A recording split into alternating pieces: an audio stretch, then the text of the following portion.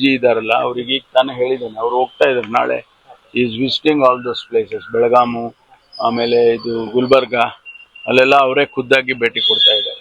ಬೆಳಗಾವಿ ಸಿಟಿಯಲ್ಲಿ ಕಳ್ಳತನದ ಪ್ರಕರಣಗಳು ಒಂದು ವಾರ ನೋಟ್ ಮಾಡ್ಕೊಂಡಿದ್ದೇವೆ. ಸಂಶಯ ಏನು ಅಂತ ಹೇಳಿದ್ರೆ, ಯಾರಾದರೂ ಹೊರಗಡೆಯಿಂದ ಕೆಲವು ಟೀಮ್ಗಳು ಬರುತ್ತೆ, ಒಂದೊಂದ್ಸಾರಿ ಈ ಕಳ್ಳತನದ ಟೀಮ್ಗಳು ಬರ್ತವೆ. ಆ ಟೀಮ್ಗಳು ಏನಾದರೂ ಬಂದಿದ್ಯಾ ಅಂತ ಹೇಳಿ ಫಾಲೋ ಅಪ್ ಮಾಡ್ತಾ ಇದ್ದೀವಿ. ಒಂದು ವೇಳೆ ಆ ರೀತಿ ಇದ್ರೆ ಅದನ್ನ ಕ್ರಮ ತಗೊಳ್ತೀವಿ. 2025 ಸರ್ ಕೆಲವೊಂದು ಘಟನೆಗಳು ಗೃಹ ಇಲಾಖೆ ಈ ಹಿನ್ನೆಲೆಯಲ್ಲಿ ಹೊಸ ವರ್ಷದಲ್ಲಿ ಅಧಿಕಾರಿಗಳಿಗೆ ಏನಾದರೂ ಟಾಸ್ಕ್ ಕೊಟ್ಟಿದ್ದೀರಾ ಅಂತ? ಅಲ್ಲ, ಈಗಾಗಲೇ ನಾವು ಮಾತಾಡಿದ್ದೇವೆ. ಈಗಾಗಲೇ ಒಂದು ಸಭೆಯನ್ನು ಕೂಡ ನಾನು ತಗೊಂಡಿದ್ದೇನೆ. ಅವರಿಗೆ ಹಿಂದಿನ ವರ್ಷದ್ದು ಏನೇನು ಘಟನೆಗಳಾಗಿದ್ದಾವೆ ಅನ್ನೋದನ್ನು ಚರ್ಚೆ ಮಾಡಿದ್ದೇನೆ. ಮುಂದೆ ಅದಾಗಬಾರ್ದು ಆ ರೀತಿ ಅನ್ನೋದಕ್ಕೆ ಏನೇನು ಕ್ರಮ ತಗೋಬೇಕು ಅನ್ನೋದನ್ನ, ಆ ಸೂಕ್ಷ್ಮತೆಯನ್ನು ಅರ್ಥ ಮಾಡಿಸಿದ್ದೇನೆ ಅವರಿಗೆ. ನನಗೆ ವಿಶ್ವಾಸ ಇದೆ ಅವರೆಲ್ಲರೂ ಕೂಡ ಕೆಲಸ ಮಾಡ್ತಾರೆ ಹಾಗೆ ಅಂತೇಳಿ. ನಿನ್ನೆ ನಾನು ಹುಬ್ಬಳ್ಳಿ ಹೋಗಿದ್ದೆ. ಅಲ್ಲಿ ಏನು ಒಂದು ಘಟನೆ ನಡೆದಿತ್ತು, ಆ ಹೆಣ್ಮಗಳನ್ನು ಕೊಲೆ ಮಾಡಿ ಮರ್ಯಾದಾ ಹತ್ಯೆ ಅದು ನಡೆದಿತ್ತು.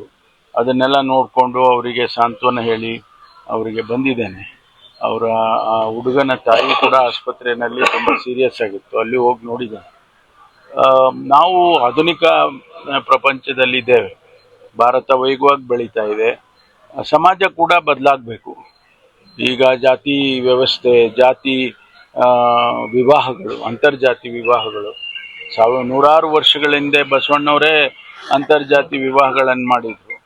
ಇವತ್ತು ಈ ರೀತಿ ಹತ್ಯೆಗಳಾಗೋದು, ಮರ್ಯಾದಾ ಹತ್ಯೆ ಆಗೋದು, ಎಲ್ಲೋ ಒಂದು ಕಡೆ ನಾವು ಸಮಾಜಕ್ಕೆ ಒಂದು ರೀತಿಯಲ್ಲಿ ಸರಿಯಾದ ಸಂದೇಶ ಹೋಗ್ತಾ ಇಲ್ವೇನೋ ಅಂತ ನನಗನ್ಸುತ್ತೆ.